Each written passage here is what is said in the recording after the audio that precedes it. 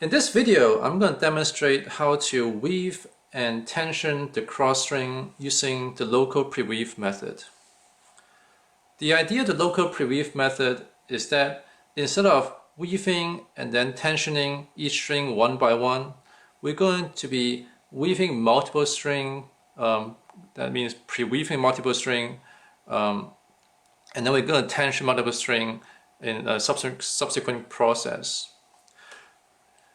The advantage of the local preweave method is that it requires less tool and process change while you're doing the preweave, as well as the tensioning. And the advantage of that is that it will save you a little bit of time while you're doing it. The disadvantage of the local preweave method is that you'll be tensioning the string one after the other in pretty quickly, so it allows less time for the string to settle to its true tension.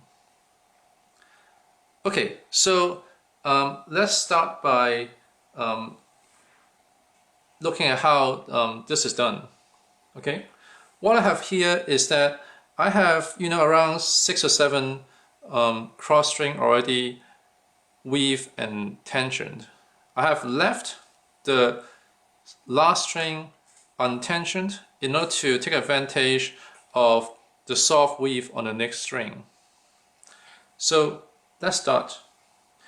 So what we do is we insert the string on the grommet hole on one side of the frame, and then we follow the up and down, the over and under pattern of the string, and doing the opposite pattern of the previous string. So we're going to do down and up and down and up and down and up, going across. This should be a pretty easy weave because it's a soft weave. Okay, and then when we reach the other end of the frame, we simply just insert it into the grommet hole. Okay, now we need to pull this loop of slack string over to the other side. And we don't want to put this perpendicularly, because what happens in here is that the friction between the cross string and the main string is going to cut or burn the string. In order to minimize that burn, we want to pull the string over diagonally like this. Okay, and we want to also at the same time move around so that it will spread out the friction over the different area. And at the end, we're going to leave a loop in here in order to reach the tension head. Okay, now notice that throughout this process, I'm actually holding onto the end string. I never let go of the end string while I go from weaving from one string to the other one. The reason is that by holding onto the string, you won't need to pick it up again. If you drop it on the floor, you're going to spend maybe 3 to 5 seconds picking up the end string for every weave. And with 22 mains and 21, 22 cross string, you end up spending 2 minutes just picking up the string, which is a waste of time. So always form the habit of holding onto the end string. So I'm going to keep continuing this. Now, this second string I have is actually a hard weave, because now we have a soft weave, hard weave, soft weave, and the next string is a hard weave. In order to make the weaving easier, I don't want to be weaving it perpendicularly.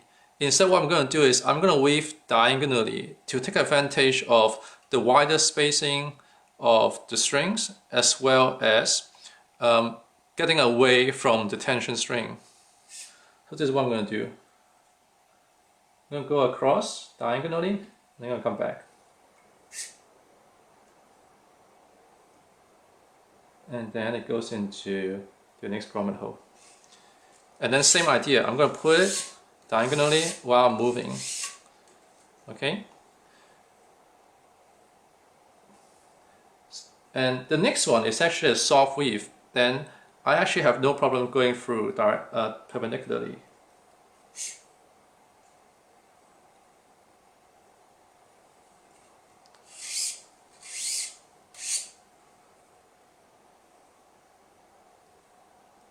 I'm going to do a total of 4 strings. Usually I do either 4 or 6 local preweave. It doesn't really matter how many you do. Okay, and this is the last one. So what I've done here is I have pre-weaved 1, 2, 3, and 4 strings. And now I'm going to move into the tensioning phase.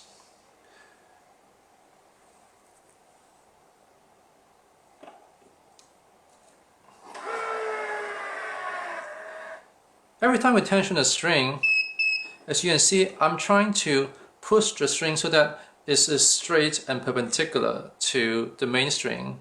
And at the same time, I'm moving a little bit to massage it. The reason for putting it perpendicular is that if we have the string in a curve, what is going to happen if we try to straighten it later on is we're going to lose some tension, and we don't want that to happen. And the reason I push it around to massage it is that there are a lot of friction between the cross string and the main string, and as a result there are a lot of tension loss due to the friction.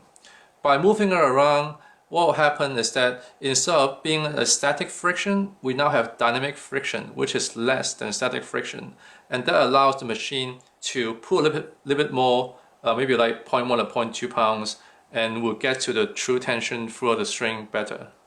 Okay, I'm going to go to the next string. So what happens here is that I'm going to use the string mover in order to help me pull the string out of this little loop. I can use my finger, but it's a little bit hard. So I'm going to use the string mover. And at the same time, while I'm pulling the string, I also don't want the string to rub against each other and produce a burn. So I'm going to do the same thing by moving as much as I can and pulling it across and tension again. Always remembering to straighten it and then massage it a little bit. Okay.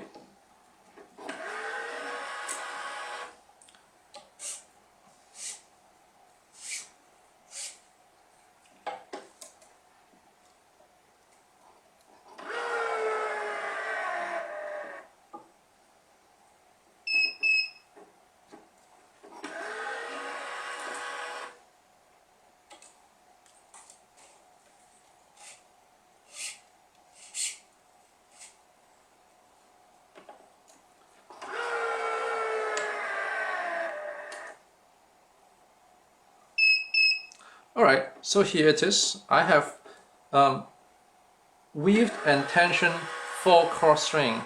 I have left the very last string that I weaved to be loose in order to take advantage of the same soft weave again. So this process will repeat until we get to the end of the cross. What I've illustrated here is how to weave and tension the cross string of a badminton racket using the local pre-weave method.